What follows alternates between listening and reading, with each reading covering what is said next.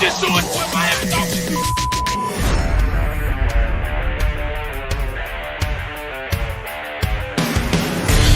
The pressure, he's in trouble. Loses the football. Touchdown! Got it! You have got to be kidding me. Jalen Waddle. It's a Dolphin touchdown. Throwing deep upfield on the near side. Man open. Touchdown! Looking deep. He's got a man. Touchdown! The run from Tua Tagovailoa. Touchdown! He's going deep. He's got it for the touchdown. He's in.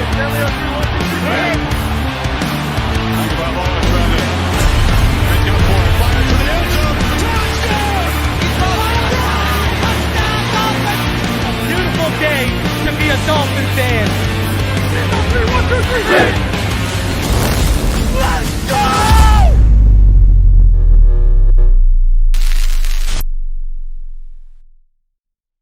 What is good, Fin Nation? What's good? It's your boy Reason. We are back here for another one. I hope everyone is having a fantastic Monday. I saw a few things in the chat I want to address. Number one, the Dolphins do not have to publicly declare their interviews or when they've completed with interviews with people who are consultants. So, for example, Fangio. They don't have to announce it if they don't want to because he's a consultant. Now, if he was a defensive coordinator, yes, you have to announce it going for ahead. If you are employed to that level, yes, that must be announced. But when you got people who are unemployed or just mere consultants, then those interviews technically do not have to be released to the public, right? But when you're an employed coach now, not a consultant, a coach, then yes, everyone needs to know what's going on. Just to clear that up. I hope everyone is having a fantastic. What's going on, Dougley? Shout out to the homie Dougley. Do wrong. He says, "What's up, Reason? Stop my show support and telling everyone to hit that sub button, love you button, man." I'd tell everyone to go hit that sub button over on Dougley, but everyone already did that, including your boy over here. So if you haven't, then go show some support to Doug. But I'm sure all of y'all have, as he is the OG, the original one out here. Shout out to Dougley. We're going to be doing our postseason panel and going over, man, mid-season, Dougley and, who was it? Was it Dougley and Ballgame? They were like bang on. So we'll go and see how that all played out. I think by the end of it, was Martin the closest out of all of us at 9-8? None of us chose 9-8. So we'll go over all that kind of stuff. Appreciate everyone for coming through. I hope everyone, again, is having a fantastic Monday night. We got a lot to go over. I want to talk about something. We're going to talk about something in regards to a Fangio disciple was targeted this weekend. We'll go over that. And I want to tell y'all something, a rumbling I'm hearing that no one's talked about yet, which I'm actually supremely shocked that no one's even just put together pieces out there. So we'll talk about that. And then we'll talk about the update on the latest on Fangio. And then on top of that, obviously we have an in-house interview. So we'll discuss that. Barry Jackson has continued his 4-part series. He's on to part 2. We did part 1 a couple days ago, right? Where he talked about how neuroscientists have basically come out and said Tua is not prone to more concussions, blah, blah, et cetera, et cetera. So now part 2 has come out of that series, so we'll go over that. So we got quite a bit to go over for a Monday night. And no, there will not be a film study tomorrow night with me and Martin, but I am working on the next film study to come for y'all. But don't be prepared for a bunch of film studies to come out because we are on January 23rd, and I've already started putting my big boards together. And, yeah, I'm going to be revving up. I'm probably going to be dropping my first big board mid-February. And I don't like to drop too many up before free agency because free agency can change everything. But I'm going to drop 1 or 2 big boards before free agency for sure. Senior Bowl's coming up, so we'll be, covering the Senior Bowl like we do every year. And then, what else we got? I was going to mention something else. What else we got here? Anyway, we got a whole bunch of content coming for all of y'all. Draft season's upon. Oh, yeah, free agency. So free agency, you already know what time it is with free agency. Like every year, we'll be doing my top targets heading into free agency. So we'll be doing it all, man. So we got a lot of content coming all of y'all way, and it started really at the end of last week, and it's going to continue through. Now it is content creator season. So let's do this, man. So all things Zelda. Jason says, Reason, where did you get your pullover? This I got in 2019? 2018, 2019. And I believe I ordered it off NFL Shop, if I remember correctly. The majority of the stuff I get from, like, I'm going to tell y'all something. I want y'all to listen to me right now. The pain of being a Canadian Dolphin fan, all right? You guys go up there. Okay, let's say you guys want a hat, right? So if you go to NFLshop.com right now, and let's say you guys want to grab a hat or whatever, right? So you guys pay what, $40 for your hats? $30-$40 for your hats, right? On NFLshop.com. NFLshop.ca, because they're imported. I got to pay import to all this jazz. Man, these hats cost like anywhere between $60 to $80 a pop. And if I showed you my hat collection, man, I think my first ever when I started getting into hats was grade 7 or 8 when I started buying all the different colored New York Yankee hats because I was a massive Limp Bizkit fan. So just like Fred Durst, right? Yes, I'm going to games next season. Brother, I'm going to be down at training camp. We going heavy this season. The only reason is my wife got this promotion last season, and that's what stopped me. And then actually I was coming down for in 2021, I was coming down for the Texans game and literally woke up and both my kids were like deathly ill. Like the whole family ended up, I think, we had the cats the flu or COVID that time. It was crazy. So just, I don't know. The higher powers have been stopping me and preventing me and saying it ain't time reason. I don't know why. But we're going to be good. We're going to be coming down. Don't worry. So, yeah, we got a bunch to go over here.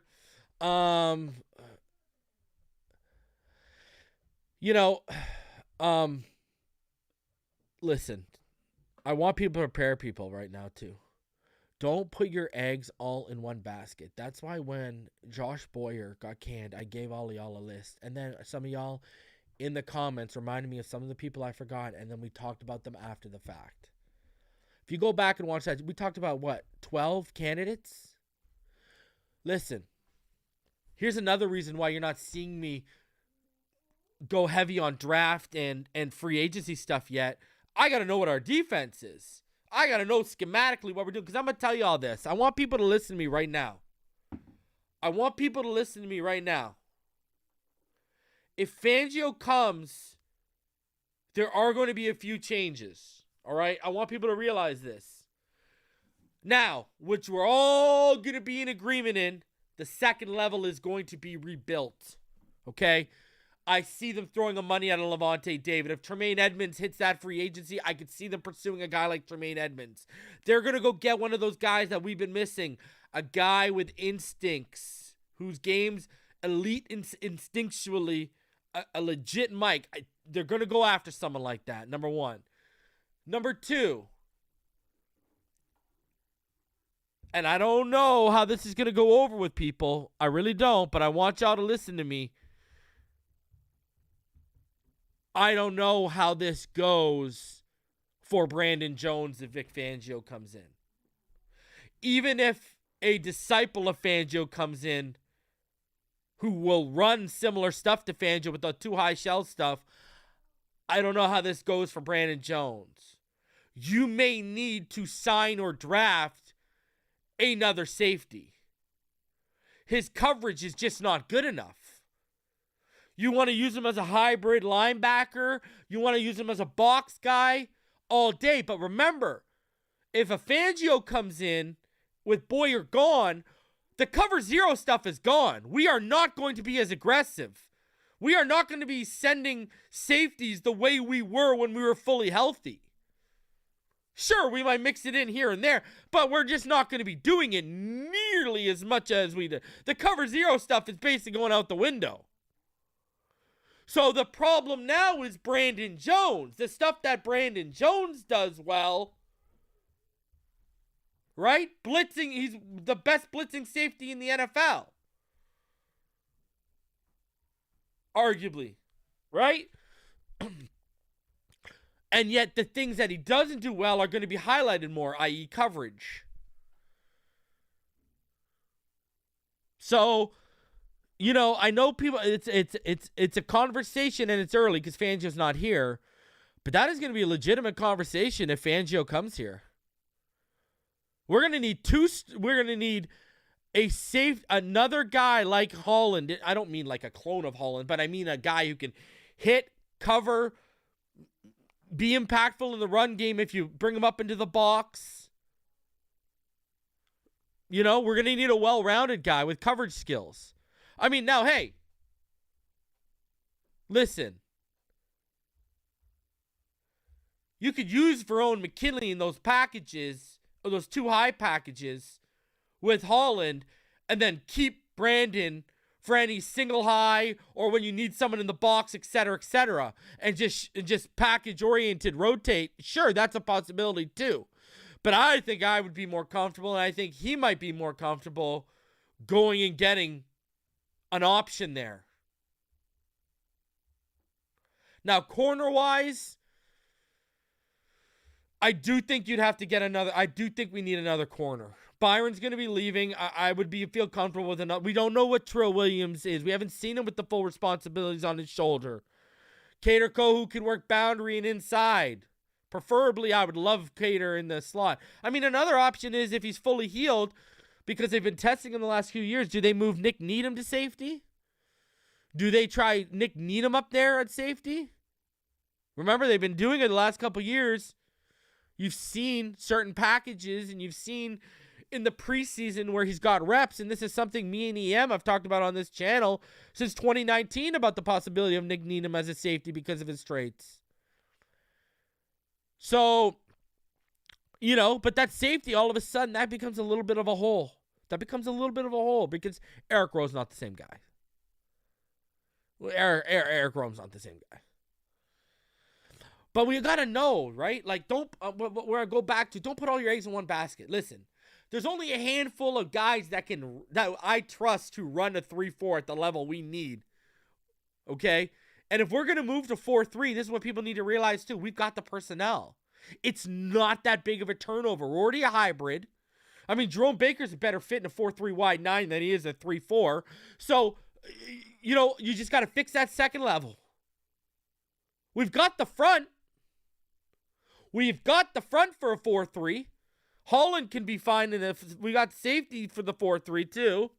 Again, we'll need some safety help beyond Javon Holland. But we got a lot of pieces where it's not going to be a lot of a turnover. So that's why I go back to the guys like Mike Zimmer and John Fox. Right? Look at Mike Zimmer. That's a great defensive mind with a 72-50. What is it? A 72-56 record as a head coach. Go get one of these guys that's old, man, in their late 60s, that's got a decent coaching record or coaching experience, but they're known as a defensive mind. That they're all in their late 60s. They're not interested in starting to coach somewhere in a couple years in their early 70s. That's too old. Let them settle in the sunny South Beach temperatures and coach this team with a lot of personnel. I think this is a very, very attractive situation. I really do. I know there's 10 or 12 coordinator jobs, open right now. But I legitimately think this is one of the most attractive jobs out there.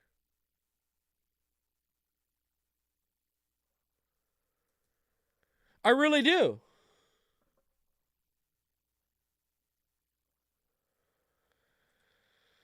So, I don't know. I don't know. I've said this from the beginning, and now evidence is coming out to back up what I warned you guys about. I really think our only two obstacles for Fangio are Peyton and Sean Payton, but he's going to go to Denver, and if he goes to Denver, he ain't coming here. And obstacle number 2, and I said this last week, and we're going to go over a report today that came out from Albert Breer because it backs up what I said, or if the defensive coordinator Gannon in Philly gets a job and that opens up. But I don't think Gannon's going to get a job. I think the way's being paid. That's why when we talked about this Sean Desai thing Desai, we're gonna there's something that's not being talked about publicly that needs to be talked about that I've heard rumblings about as a potential possibility if Fangio comes here. So we got a lot to talk about tonight, man. We got a lot to go over, a lot to get into. You know what it is, man. We're going to lay out the facts. We're going to keep y'all informed. We're going to keep y'all educated so you can make your own informed opinions, right? So, shout out to everyone in the chat. We have over 275 people in the chat already. Please smash that like button. Subscribe if you are new. We are about just under... What are we? Let's do some quick digit work here. Because we are just under, we are about 18 away from 10,500. So let's hit that sub button. Let's get those 18 subs if we can. And let's get to 11K, man. Let's get to 11K. All right. I know we'll get there by the end of free agency, but let's get there quicker if we can. Appreciate all y'all for tuning in and spending some of your Monday. Quickly before we get into everything, guys, don't forget. PhinsideTheNFL.com/shop. Go check the merchandise out. I'm telling you, I ain't gassing y'all up. I ain't hyping y'all up. I really believe we have one of the best merch shops in the Dolphin game right now. So go check it out. All right, PhinsideTheNFL.com. You can go check it out. It's under the shop section. And then also Patreon.com/PhinsideTheNFL. If you become a channel member here, or if you're a Patreon at Patreon.com/PhinsideTheNFL, not only do you get insider information as I get it, which, let's be honest, in this community, it's been hands down the most accurate over the last season and a half, 2 seasons. I mean, when you're talking about non-big platforms like ESPN, Fox, or someone directly working for the team that y'all know, it's been the most accurate out there. I would say me and the 3 yards per carry guys are the best ones to follow for sourced information. Both of us, they've been scarily accurate, and I've been pretty up there in terms of the accuracy. But also, I've started a new show every Thursday on Patreon.com/PhinsideTheNFL. It's 3 Take Thursday with reason. We dropped the first episode last week talking about Boyer and why I think it happened, the 3 takes I have as to why it ended up going the way it did. So check it out. Patreon.com/PhinsideTheNFL. We'll be bringing more content to that. And then I'll be working on bringing some more content to you channel members. But, you guys get the emojis and all the chat access and stuff that Patrons don't get. So just trying to even it out. All right, let's get into it, though.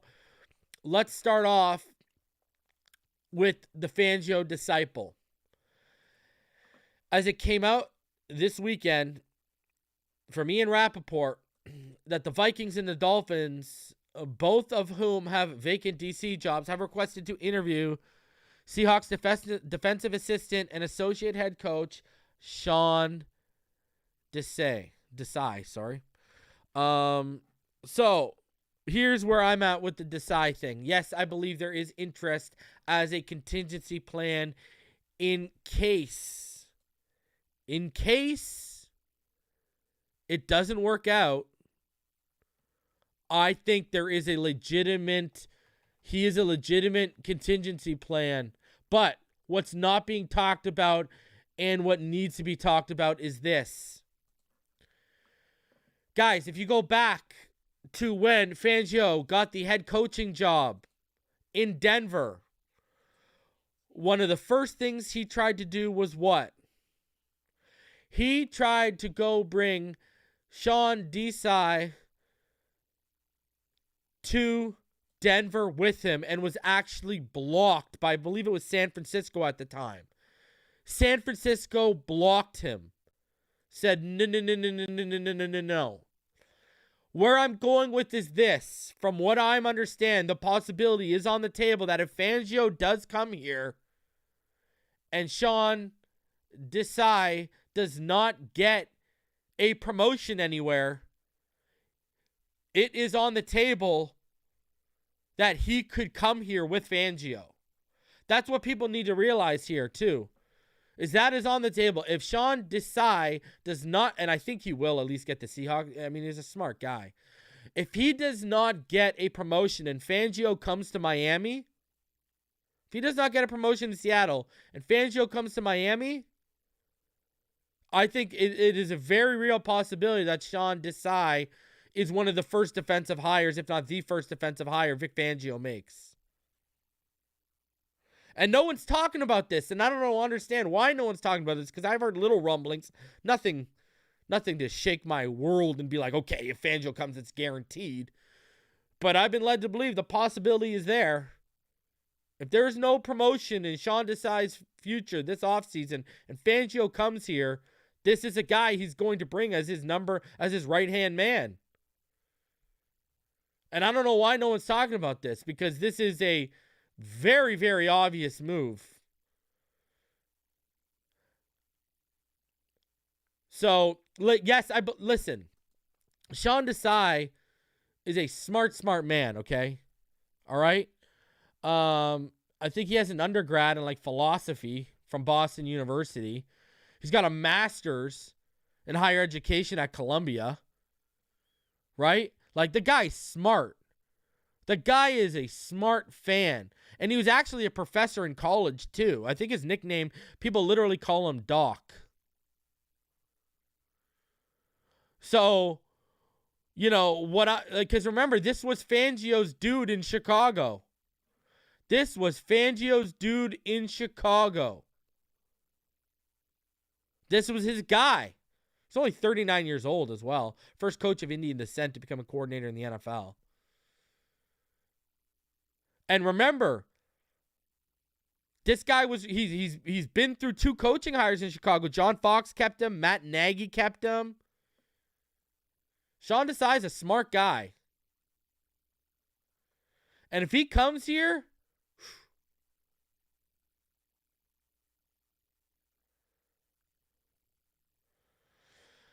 so, I mean, you look at what he does. He's going to signify a little bit of a change to a 3-4 base.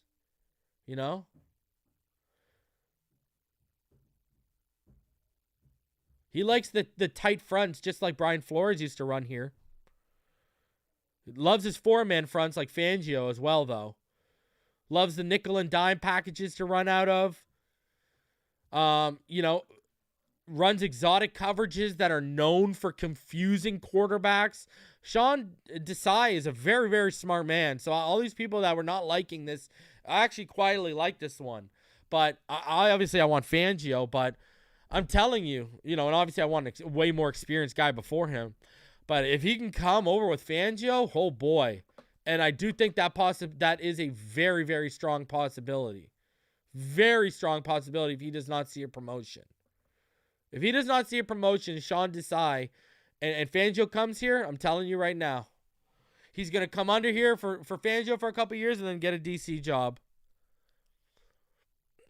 So, listen, I think there were 3 things going on with this Sean Desai interview. Contingency plan for Fangio if he doesn't work out, right? He on the list of contingency plans for Fangio, on the list of contingency plans, and he's a legitimate contingency plan when you look at what he runs. They wanted to do more homework and more background on Fangio.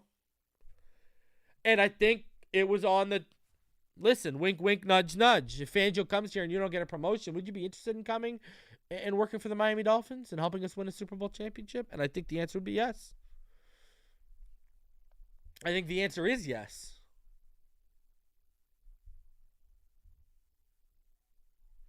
So,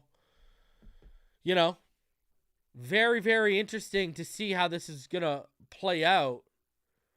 But interesting start to it, that's for sure. And Listen, again, smart guy, not a dumb guy, not an idiot.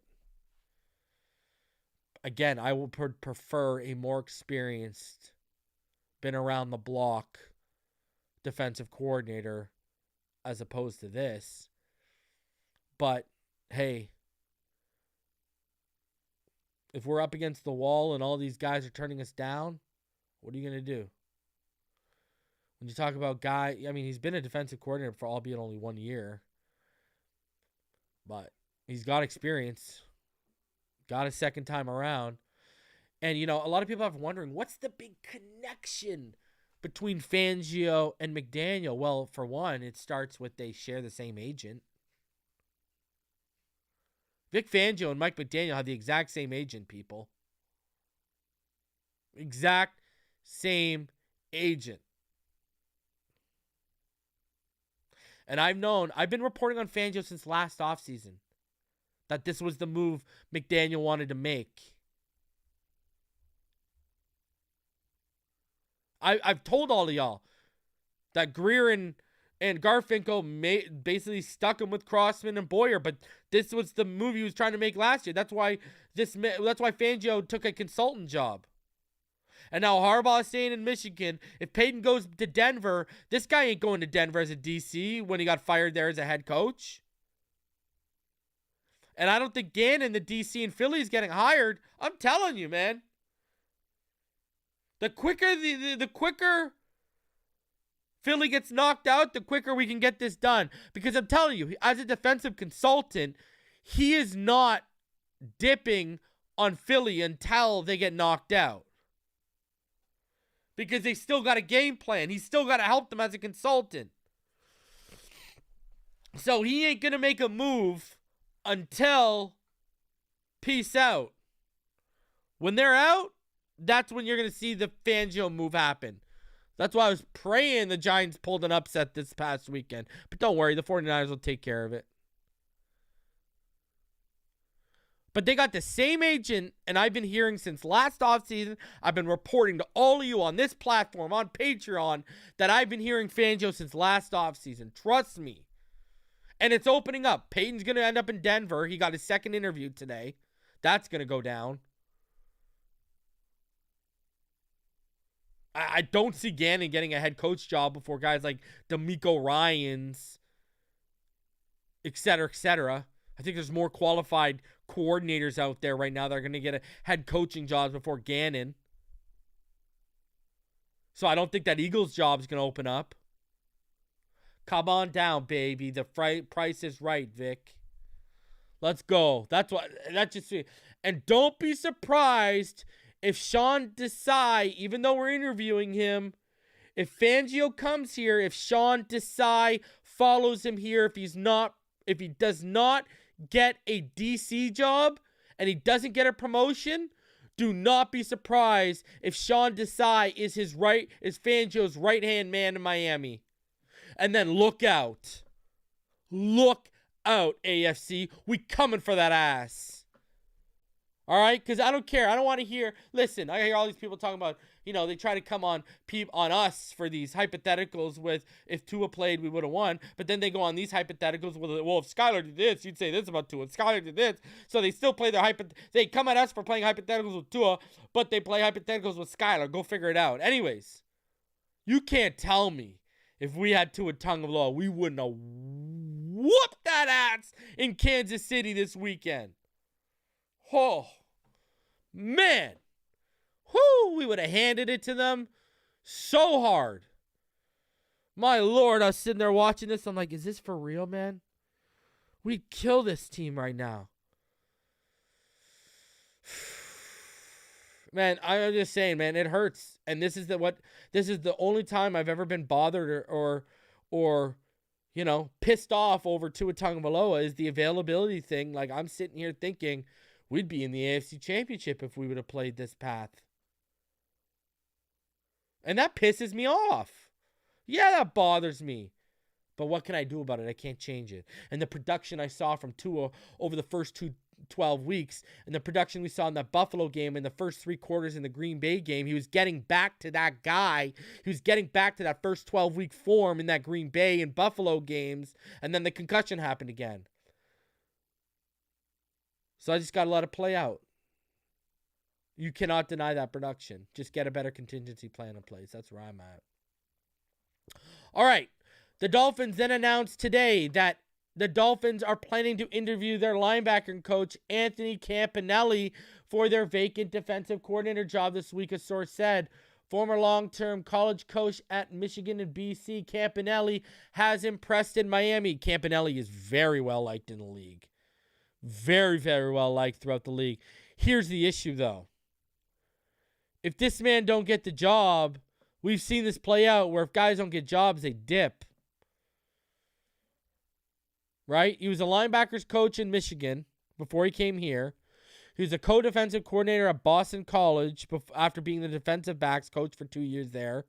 Wide receivers and tight ends coach at Rutgers after being a defensive assistant there.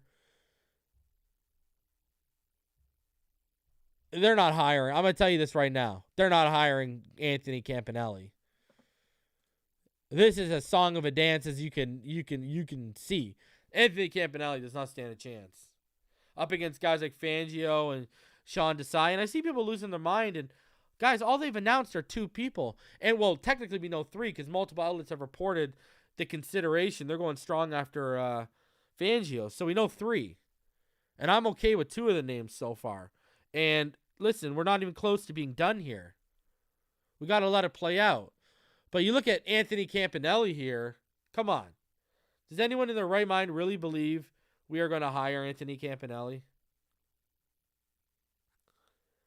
Does anyone not look at this tweet right here and say to themselves, okay, they're just doing their due process to a guy who they believe they all like in the building, and they all believe, they'll give him the time of day. But they ain't hiring him. Come on. Carry a holdover from the Flores era. I just don't see it happening. It ain't happening. All right?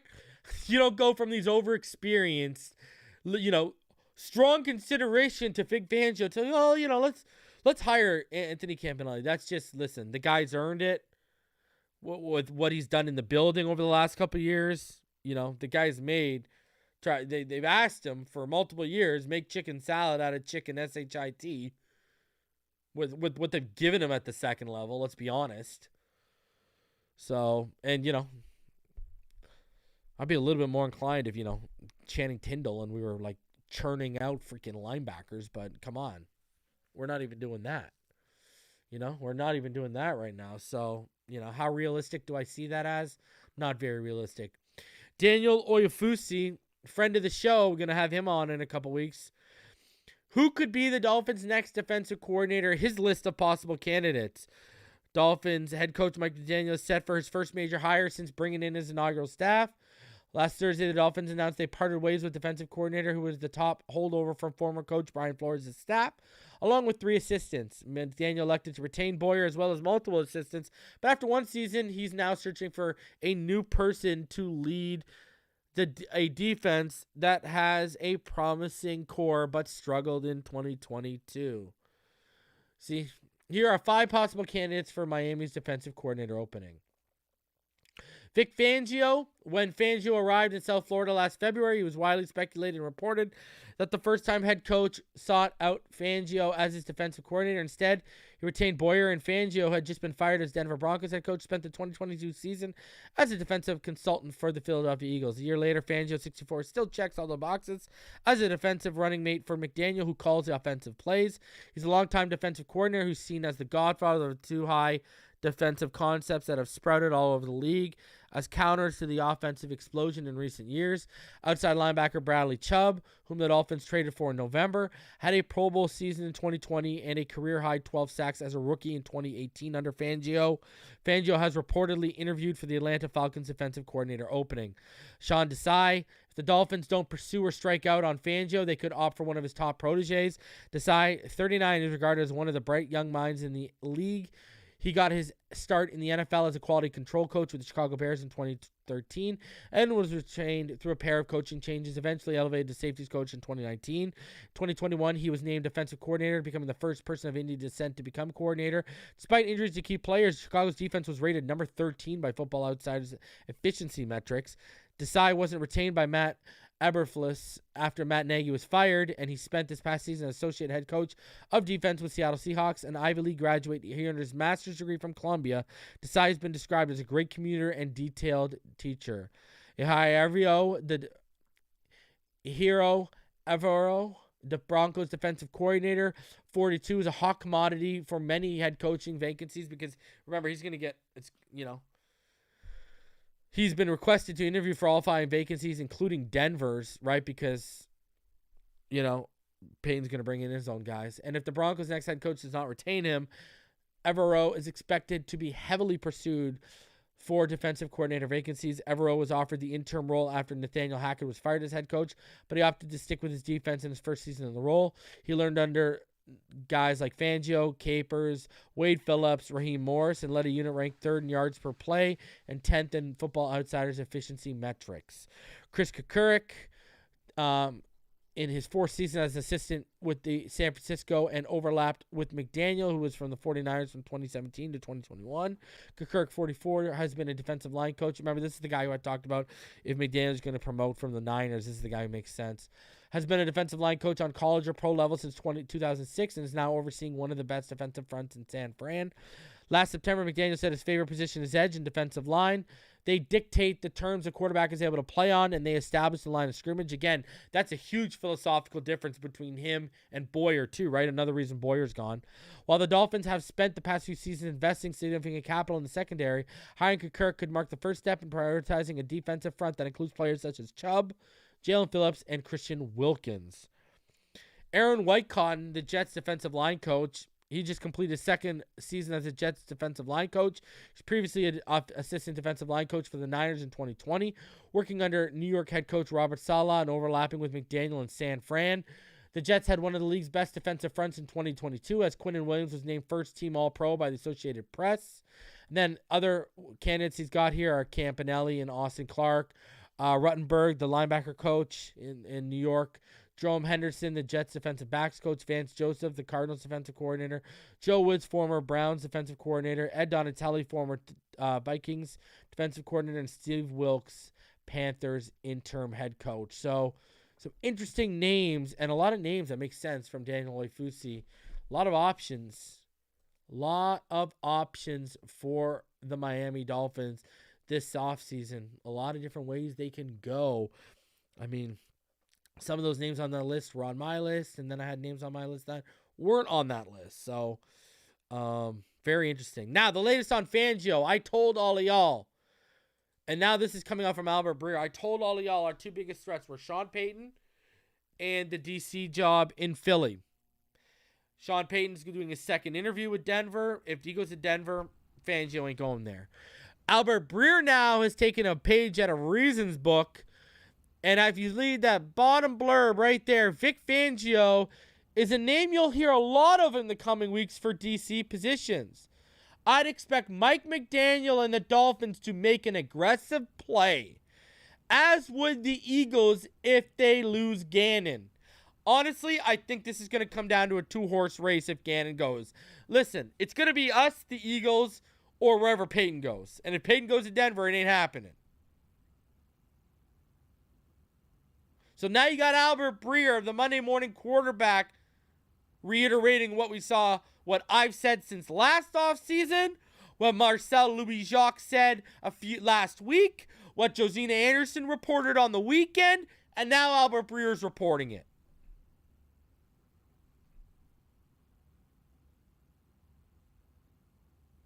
So, don't ever say reason they plugged. I've been talking about Fangio for over a year. I've been telling all of y'all about this for over a year. And now all these major outlets are covering the legitimate interest from our side. I'm telling all of y'all, I like our chances, man. I don't think Gannon gets a job. And I think Peyton to Denver is going to be done. I literally think. Anthony asked a good question. See, here's the thing, brother. And this is a great question. This is the question. When do I expect the hiring? I expect the Fangio move to happen after the Eagles are out. But back to your question, Anthony. Here's my thing, okay? And I am being objective. I'm literally, it's going to sound like I'm a Dolphin homer, but I'm not. We got a younger, more exciting core than the Eagles defensively. Right? I think we are just as explosive, if not more explosive of an offense than the Eagles. I know there's been intrigue from Fangio's side since last year about working with McDaniel, and I think that's because of the agent. I think the agent is a big part because they share the same agent. I think the agent's trying to get them together, right? But also it's Miami. Where would you rather be? Let's ask ourselves. Would you rather live in Philly? And remember, Philly was my second team until they hired Sirianni, and I admit I messed up. I disowned them because I wanted them to hire Eric Bieniemy. And obviously they made the right choice. And, where would you rather live? Philadelphia or Miami? You know what I'm saying? Like, let's be honest here. Especially as a guy that's 64, 65 years old. Huh? You go get your place in Boca Raton. You can have your lunch at 4:30. Brother, summer nights, you can be in bed by 7, 8 o'clock. And a nice breeze. Open the window, turn the fan on. I'm just saying. And the no state tax. And 65, you ain't got to pay those tax. And I'm going to tell you this right now. They're going to make this man the highest defensive coordinator in the NFL if he comes. Ross can open that that checkbook and say, what do you need, son? What do you need? So, listen, I think Fangio is going to become the highest paid defensive coordinator in the NFL when he comes to Miami. I'm very confident in this. Boca Del Vista. You know what it is. We're coming, baby. We're going to be by the pool. Oh, my God. Oh, Boca Del Vista, baby. Seinfeld. Oh, man. We're going to be by the pool. We're going to be by the lawn bowling. Oh, my God. Oh, my God. Hey, Vic Fangio going to pull up in a nice big Cadillac in Boca Del Vista, huh? That's what's going to go down. That's what I see happening. Hey? Going to be by the pool. Going to go down the slide. It's going to be the life. And he's going to come stock full of pens that can write upside down that the astronauts use. You can bet your bottom dollar. How would you like it if they signed Levante David, my friend? Please. I want Tremaine Edmonds. If I could get anyone, I want Tremaine Edmonds. But because Levante David is a little long in the tooth. But I'm down for Levante for 2 years. I'm down.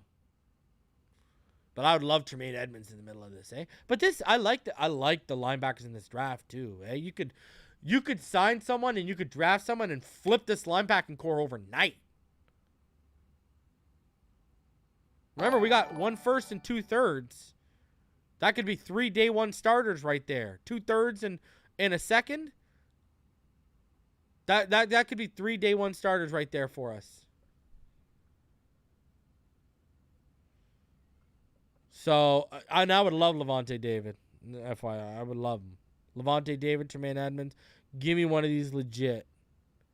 Give me one of these legit guys with instincts that can man my middle. Let's go. Look at all the stuff they can run with Tremaine that we can. Who the hell are we dropping into Tampa 2?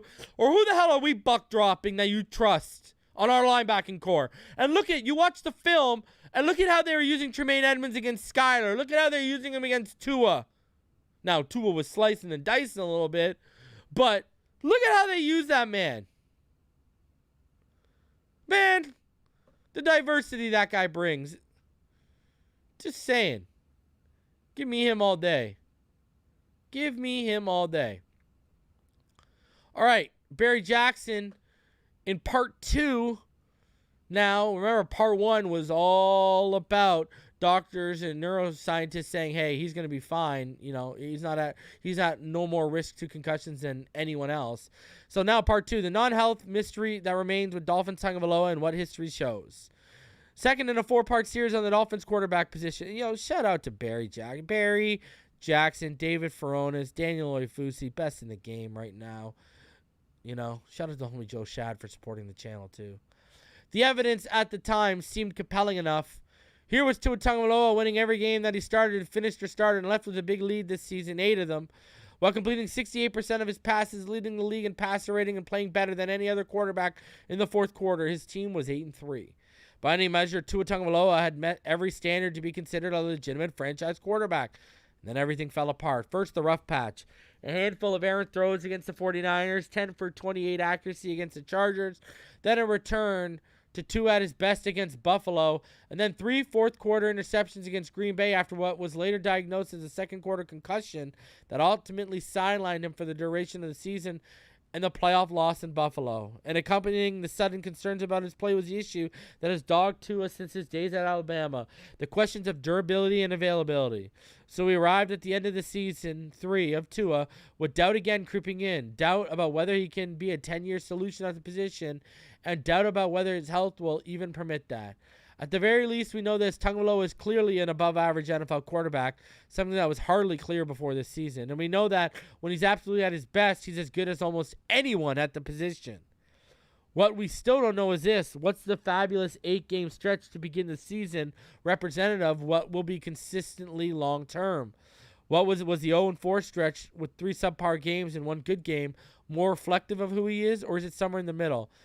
And just as importantly, can he be counted on for more than a dozen or so games a season? He ended his 18-game season with 13 games, but realistically only 12 and a half. And if you look at to NFL quarterback history for indication for future performances, the exercise won't produce much clarity. Tagovailoa finished the season with a league-leading 105.5 passer rating. He was one of 6 qualifying. Where are you? Right there. Yeah, he was one of 6 qualifying quarterbacks to top the 100 mark, along with Mahomes, Hurts, Garoppolo, Geno Smith, and Burrow. I look back at every quarterback over the last 18 years before 2022 who produced pass ratings of at least 100. There were 35 of them from 2004 to 2001. 13 of them had multiple seasons with rating over 100 during that period, led by Drew Brees, Aaron Rodgers, and Tom Brady. But here's why no definitive conclusions can be drawn from a single season topping the magical 100 rating mark. Of those 35 quarterbacks, 21 qualified as players who most would call a franchise quarterback. So the numbers are in favor. Some were on different tiers than others, such as Stafford and 4-time Pro Bowler Michael Vick, comparing guys like Brady, Brees, Rodgers, Brady, Manning. The number is 22 if you include 4-time Pro Bowler Kirk Cousins, who has topped the 100 mark on 4 occasions, and whose career stats far exceeded how he's perceived. But there are also 13 players who topped the 100 passer rating mark for a season who wouldn't be considered quintessential franchise quarterbacks. Derek Carr would be considered one at one point, but now the Raiders plan to trade him. The others: David Garrard, Robert Griffin, Nick Foles, Josh McCown, Andy Dalton, Alex Smith, Carson Wentz. Remember, Alex Smith was turning into one. Carson Wentz twice, Goff twice, and now ascending again. Tannehill twice, Ryan Fitzpatrick, Kyler Murray, and Garoppolo. The point is not to suggest that Tagovailoa won't be a franchise quarterback. This season suggested that he absolutely can be one. The September, October, November success can be repeated and can somehow stay healthy. The point is that one season of excellence isn't enough to make any long-term pronouncements. Gerard, a decent starter for Jacksonville with a career 85.8 rating, had 1 year with 18 touchdowns, 3 picks, and a 102.2 rating. McNown, a career journeyman, had a year with 13 touchdowns, 1 pick, and a 109 rating. Alex Smith's one great year in 2017 was pretty similar to Tagovailoa's. 26 touchdowns, 5 interceptions, and a 104.7 rating. He had an 85 passer rating during the rest of his career. The passer rating formula hasn't changed, but more quarterbacks are reaching that triple-digit number. Between 2018 and 2021, there were 36 quarterbacks who topped a 100 in passer rating, one more than the number of as quarterbacks who did it in a 10-year stretch from 2014 to 2013. Should the Dolphins be encouraged? Absolutely. They found at the very least a good NFL starter who at his best looks like a top 10 quarterback. But they'll need to see a larger body of work and hope for more durability to say anything definitive beyond that. What happened with Tagovailoa the final month of the season, according to ESPN analyst Dan Orlovsky, was sometimes the byproduct of incorrectly assuming that defenders would go and do what he expected them to do. Tua's got to get back to predetermining what he wants to do, but not assuming defenders are going to move, Orlovsky said. Tua catches a snap, and immediately where he looks, teams are slowly starting to not go where the initial look is, and saying, if you're looking over there, we dare you to throw it over there, because we know you're not going to. ESPN's Rex Ryan, the former Jets coach and ex-NFL defensive coordinator, was harsher. Finally, I think people realize he's a run-read quarterback. As soon as you change the math on him, in other words, your defensive pieces aren't where you thought they were going to be, that's where he struggles. That's what you saw the 3 interceptions against the Packers. And that is incorrect because I have a direct line to a coach on the Green Bay Packers, and that is not correct at all. The Green Bay Packers were not watching his eyes. They did not change anything up. It was the concussions. That is not true at all. I have a direct link to a coach on the Green Bay staff, and that is an incorrect statement by Rex Ryan. The ability, this guy has ability. He's accurate, but as soon as somebody's not where he's supposed to be, that's a problem with him because he's struggling to improvise. Really, go watch the Lions game, Rex. But how much of the 3 interceptions against Green Bay could be attributed to the fact he was playing with a concussion and couldn't remember some things even when quizzed by Mike McDaniel the next day? All are unknowns. The view here, Tagovailoa is far closer to the player who thrived in 8 wins than the one who struggled in San Francisco and Los Angeles. I would be surprised if this year's success was an anomaly. Availability is the bigger question than ability. All of that will be a part of the discussions when the Dolphins mull whether to exercise his $22.4 fifth-year option for 2024 or instead delay a decision until after the 2023 season. That option is fully guaranteed even if Tagovailoa misses the 2024 season due to health reasons. If the Dolphins don't pick up the option, Tagovailoa is great and durable. Miami could place a franchise tag on him, likely topping $32 million, or work out a long-term deal. But if they pick up the option by this year's early May deadline, he will definitely be paid $22.4 million in 2024. And that number will be on Miami's cap whether the Dolphins choose to keep him as a starter in 2024 or not. So the only risk of not exercising the option is needing to pay him at least $10 million more in 2024 if he's very good and healthy next year. At the very least, he will be their quarterback in 2023 with a chance to prove that his health can be trusted for the franchise to make a long, lucrative investment. This is why I've heard, the rumblings I've heard is there is decisiveness because there are people making the argument in the building right now that it is financially feasible to take him on that option because you could be talking a $35 million 5th year if he plays good and he stays healthy. And I've said this before. We've seen in multiple sports where guys they get healthy and everything gets right in contract years, pay them, and then they go back. Now, I'm not saying that's going to happen with him, but you see it. So, listen, I mean, this is a sticky situation. I don't know what I would do because I see both sides. I see the side of don't give him the 5th-year option, and I see the argument to be made on both sides, really. Listen, let me put it this way. If they give him the option, I'm okay with it. If they don't give him the option, I'm just as okay with it. Put it that way. I'm okay with either way. But all I'm going to say is this. Whether you give him the option or not, get a contingency plan in place. And if you're giving the option, you better hope Skylar takes that leap. And if Skylar doesn't take that leap, you need to get a better contingency plan than Skylar. And speaking of contingency plans, this is from a Raiders site. A Raiders site. It's called Raider Ramble. And it says, Derek Carr landing with the Miami Dolphins makes too much sense. Now that the Las Vegas Raiders have made their intentions to move on from Derek Carr clear, rumors are flying as to where he'll end up next. However, amidst all the speculation, there's one destination that seems like too perfect to fit the Miami Dolphins. Carr could find himself parked on South Beach next year for a variety of reasons. First, we should address the elephant in the room. There's no way on earth that Miami feels comfortable about Tua Tagovailoa being their franchise quarterback. It is well documented that they were not sold on Tua heading into the season. That's why it was made clear with their tampering for Tom Brady. That being said, the former Alabama quarterback did silence a lot of critics with some fantastic play early in the season. Then the concussions began. These injuries kept Tua on the sideline for much of the season, including the playoffs. In the handful of games down the stretch where he was available, his play dropped off quite a bit. Nevertheless, the ultimate concern with Tua at this point is his longevity. Even if you persuade yourself that once he's fully covered, questions will remain. Will you get the guy who dominated this past fall? You have no idea how long you will have him. Remember, this is someone who has had only suited up for about 75% of the games in his young career. Even before the concussions, Tua had a lengthy injury history. The injury includes injuries to the brain in a short period of time. This could quickly devolve into an Andrew Luck situation. The bottom line is that Tua simply cannot be counted on to lead a contender over the next several years. Much of the football world fell down the Mike McDaniel rabbit hole this year. His mic'd up clips, press conferences, and interviews were both insightful and entertaining. If you study McDaniel for a while, it's easy to see why he and Carr would be a perfect fit for each other. For Carr to have immediate success at his next stop, he will need to find a coach with whom he clicks from a personality standpoint, as well as a scheme fit standpoint. As for the personality goes, Carr has spent the last several years with highly demanding coaches who wanted to mold him into what was ideal for their vastly complex offenses. McDaniel is the opposite of that. He's much more of a player's coach. The Dolphins coach believes that his role is to maximize a player's skills. That is exactly what Carr needs. Also, the level-headed coach McDaniel could gel with DC4, who has a knack for usually not getting too high or too low. These two could get along swimmingly. From a football standpoint, Carr would fit right in. McDaniel's offense does not require the quarterback to make a bunch of plays with his legs.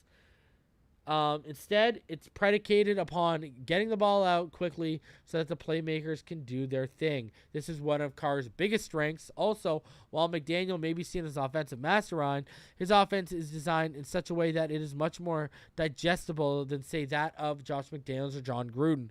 Carr would likely not have the same growing pains in his first year with Mike McDaniel that he had with other. Now, he goes on, and he has a trade scenario of Tua and these picks, etc. for here. So the reason why I'm showing you this, I'm not showing you this for Derek Carr to be the starter. I'm showing you this to say Derek Carr, I think, is a legitimate contingency plan. You know, you look at the fit, I think they would get along very, very well. And I think this is a guy, what we need to convince a guy like that to come in and be like, hey, listen, Tua's our guy. But if he goes down, that job is wide open. Wide open. Which is another reason why you can make the argument against giving the fifth-year option. But listen, are we really going to rely on year 2 of Skyler's development after we saw he needs to take a massive leap, Skyler, to be a legitimate backup option, a QB2 option. And history has told us, just like Taron Armstead, that Tua is going to miss some games. So you better have someone in place that can win, because we've gotten 2 wins in the last 2 years in the time he's missed.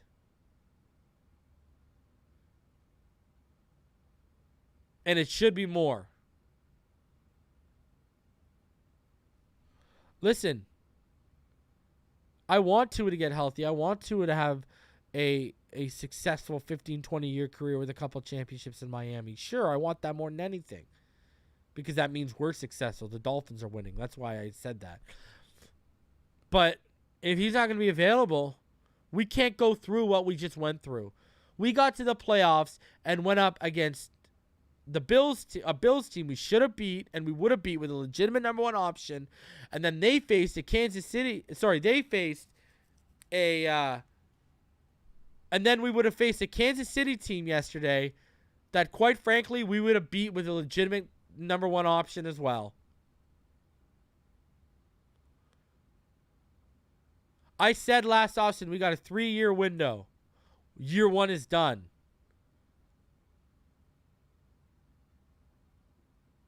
You need to bring someone. We need someone who can get us some wins and can make Tua feel the heat, where Tua's going to say to himself, man, I can't afford to miss games because this guy's going to take my job. Because, listen, here's the reality of the situation. If Tua goes down next year, we need someone in place so the train can keep on trucking along the tracks. Keep on chugging along. We cannot have our world and our team come to a halt like that. You see how they looked yesterday when Chad Henne was in for a little bit with Mahomes out? We need someone legit. If I've said this before, I'll say it again. If they are sticking with Tua, and I believe they are, you need to bring in an upgrade from Brissett and from Bridgewater. You need to bring in a legit option. Derek Carr, Jimmy G. The one I want is Baker Mayfield. Give me Baker Mayfield, baby. Bring that swagger. Bring that arm. Man, this guy took the Browns to the playoffs, okay? That's like the consolation prize to winning the Super Bowl. Not many people do it. Bring one of those guys. We need to win games if Tua misses time. And Tua needs to have in his head that he can't afford to miss time because he'll lose his job. You offer 1 year of Carr with the understanding that Tua gets hurt and Carr wins. Hey, bro, I'm down. Night. I'll give him a 1-year contract saying, hey, if Tua goes down and you take over and we win games and we go far, brother, we will extend you. 110%. I'm down. Same thing with, hey, I'm down. Baker 1-year contract. Brother, I love Baker coming out. And that guy's got all the tools, man. So, listen, we got to have a contingency plan in place. That's all I know. 469 of you in the room. Please smash that like button. Subscribe if you are new. I'm going to get out of here. I'm going to be back later this week. We're going to try and get that panel together of all the guys, me, Dougley, and everyone. And we'll do our postseason, Martin, Richmond. I'll be back Wednesday with the finish line. I may be back tomorrow, depending on what news comes through. And then Thursday, we'll be back. Fin Too Deep, me and Neil Driscoll's podcast that you can find on all podcast outlets, is now going to be coming live on Thursdays throughout this season. We'll be live. So Wednesdays, we'll have the finish line. Thursdays, we'll have Fin Too Deep. And the rest of the week will be filled up with content. D Wolverine 305 says, man, those fools need to stop. Carr is not better than Tua. He couldn't even bring it with Adams. Always looking to replace this dude everywhere, every year. Jeez. Yeah, no. Carr's my backup. Carr is my foolproof contingency plan that if Tua goes down, we keep riding out, baby. And we ride this train out, and there's, not much of a drop off, and we can keep this train riding right into the playoffs. That's it. That's what he is. That is all he is. He is my contingency plan.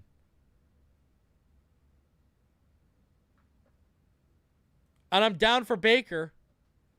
I'm down for Baker, too. Listen, they're going to roll with Tua because that production, you can't overlook that production he gave you in the first 12 weeks. I keep telling people this. We had the number 2 pass, even with that Packers game, even with whatever you want to throw out there, we had the number 2 passing offense in the NFL. All right? We hadn't seen this type of stuff since Marino was here with the Mark brothers. And Tua ain't no Marino. damn good quarterback when he's on, but he ain't no Marino. Best natural passer of the football I've ever seen play the game. So,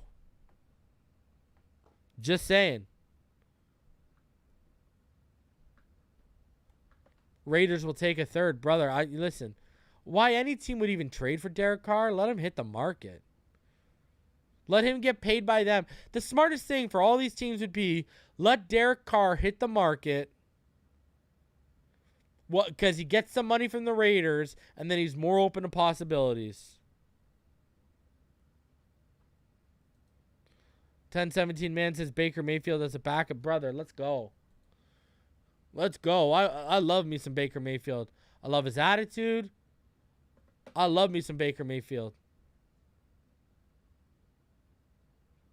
And again, as that insurance, but I think because Baker Mayfield or Derek Carr, Tua goes down, I think either one of those guys could legitimately take Tua's job, and they could legitimately take us on a deep playoff run. I truly believe that. I really, truly believe that. Once Baker gets once one of those two guys gets acclimated to this offense, hell yeah. Hell yeah. Just like I think Tua can lead us in a deep playoff run, I think those two guys could too. I really, truly believe that. So, I mean, we've got a ton of time to talk about this. You know, guys, that 5th-year option gets picked up in May. Was it May 5th they got time to? So, you know it's being discussed internally now. The next few months with free agency, the draft, the 5th-year option, the Wilkins extension.